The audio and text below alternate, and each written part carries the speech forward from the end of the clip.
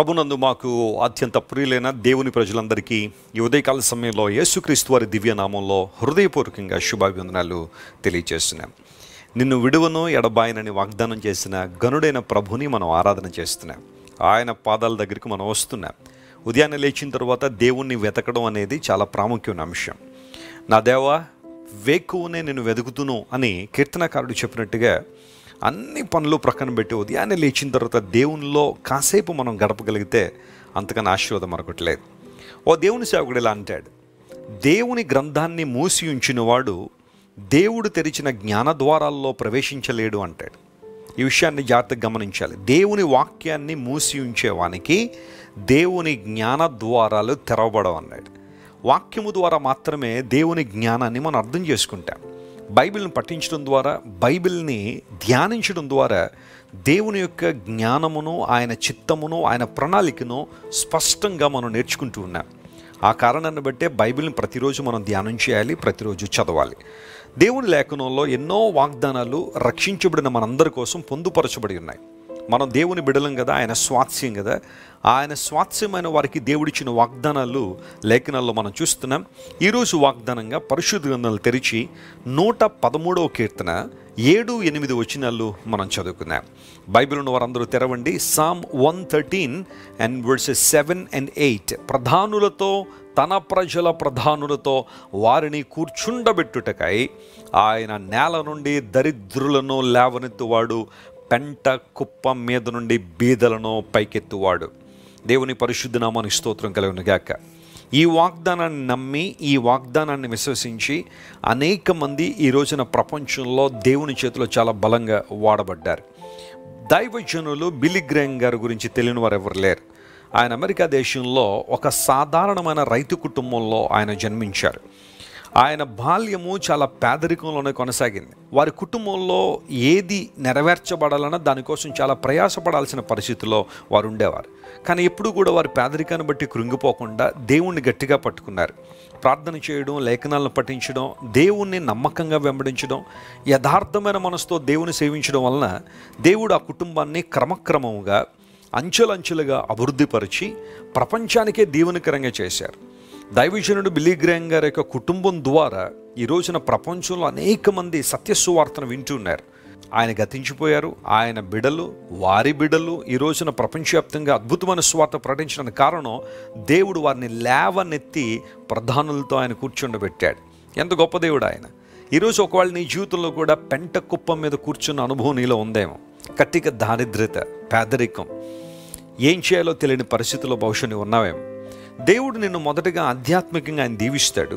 రెండవదిగా ఎన్ని పరిస్థితులు నీ జీవితంలో ఉన్నా, ఎన్ని ప్రతికూలతలు నీ జీవితంలో ఉన్నా నిన్ను బలపరిచి లేవనెత్తి తన మహిమ కొరకు నిలబెట్టాలనే.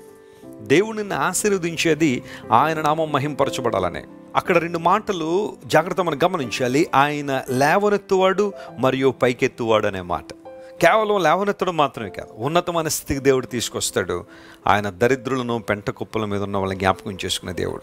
లేఖనాలను పరిశీలన చేస్తే ఎంతోమందిని దేవుడు లేవనెత్తాడు. ఫర్ ఎగ్జాంపుల్, దావీదు జీవితాన్ని మనం పరిశీలన చేస్తే, దావీదు యెషయి కుమారుడిగా బెత్లెహేములో పుట్టినప్పటికీ కూడా అతడు ఒక మందను మేపే వ్యక్తిగా యవన కాలంలో గొర్రెల దగ్గర పెట్టబడ్డాడు. సమూయేలు యెషయి ఇంటికి వచ్చినప్పుడు, నీ కుమారుల్లో ఒకరిని దేవుడు అభిషేకించబోతున్నాడని చెబితే అందరినీ తీసుకొచ్చి సమూయేలు ముందు నిలబెట్టాడు, కానీ దావీదును మాత్రం తీసుకురాల. ఇంకెవరైనా ఉన్నారా అని అడిగేంత వరకు కూడా దావీదు తండ్రి గుర్తు రాలేదు. కారణాలు ఏమన్నా అయి ఉండొచ్చు, కానీ దావీదు తృణీకరించబడిన వాడిగా, అసలు జ్ఞాపకములో లేని వ్యక్తిగా ఉన్నప్పుడు దేవుడు దావీదును ఎన్నుకొని 40 సంవత్సరాల ఇశ్రాయేలు జీవితంలో దావీదు పాలన ఒక సువర్ణ పాలనగా దేవుడు తీర్చిదిద్దాడు. What an incredible blessing! అది ఎంత శ్రేష్టమైన ఆశీర్వాదం. దావీదు జీవితాన్ని చదువుతున్న ప్రతిసారి మనందరికీ స్ఫూర్తి రావడానికి కారణం ఏంటో తెలుసా?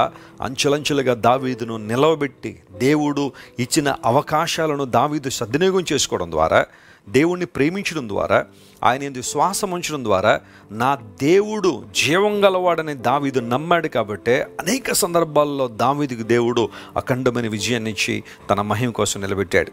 ప్రియ దేవుని బిడ్డ, ఈరోజు నీ జీవితాన్ని, నీ బిడ్డల భవిష్యత్తును చూసి ఏడుస్తున్నావా? వెస్లీ గారు, మా పరిస్థితి అసలు ఏం బాగాలేదండి, బంధువులందరూ దూరం అయిపోయారు, స్నేహితులు ఎవరూ మాకు లేరు, అందరూ మమ్మల్ని తక్కువగా మాట్లాడుతున్నారు, అవమానకరంగా మాట్లాడుతున్నారు, హీనంగా మాట్లాడుతున్నారు, హేళన చేస్తున్నారు అని ఒక దుఃఖం, వేదన నీ జీవితంలో ఉంటే, ప్రియ దేవుని బిడ్డ, దేవుడు మంచివాడు. ఆయన నేను లేవనెత్తువాడు. నీ పట్ల ఉన్నతమైన ప్రణాళిక కలిగిన దేవుడు ఆయన. ఖచ్చితంగా మేలు చేయడంలో ఆయన మించిన వారు లేరు. రోమా 8:28 ప్రకారం దేవుని ప్రేమించు వారికి సమస్తము సమకూడి జరుగుతాయని లేఖనంలో రాయబడింది. నిన్ను బలపరిచి లేవనెత్తి తన మహిమ కొరకు వాడుకునే దేవుడు ఆయన. ఆయన వైపు చూస్తావా? ఈరోజు ఈ వాగ్దానాన్ని క్లెయిమ్ చేసి ప్రభువును స్తుతించండి. అసాధారణ అద్భుతాలు మీ జీవితంలో జరుగుతాయి. ప్రేమగల తండ్రి, గొప్ప దేవ, పెంట కుప్పల మీద నుండి బేదలను పైకి లేవనెత్తే దేవుడు నాయన, దీన్ని లేవనెత్తే దేవుడు ప్రభువా, బలపరిచి వాడుకునే దేవుడు కనుక నీకు స్తోత్రాలు. ఈ వాగ్దాన సందేశం వింటున్న మా ప్రియులందరినీ బలపరిచిన మహిమతో నింపండి. స్వస్థత లేని వరకు స్వస్థ ఇవ్వండి, విడుదల లేని వరకు విడుదల దయచేయండి. సమృద్ధిని జీవం ప్రతి ఒక్కరికి దయచేయండి. ఘనత మహిమ నీకే చెల్లిస్తూ యేసు నామములో అడుగుచున్నాం తండ్రి, ఆమెన్.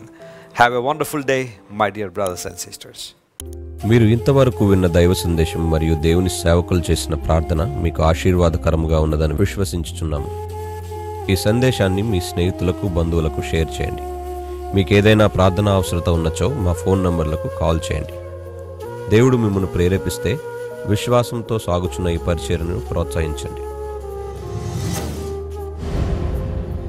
మరిన్ని వర్తమానాలు, పాటలు వినుటకు జాన్ వెస్లీ మినిస్ట్రీస్ అను మా యూట్యూబ్ ఛానల్ను సబ్స్క్రైబ్ చేసుకొనండి. ప్రభువైన యేసుక్రీస్తు కృప మీకు తోడైండును గాక.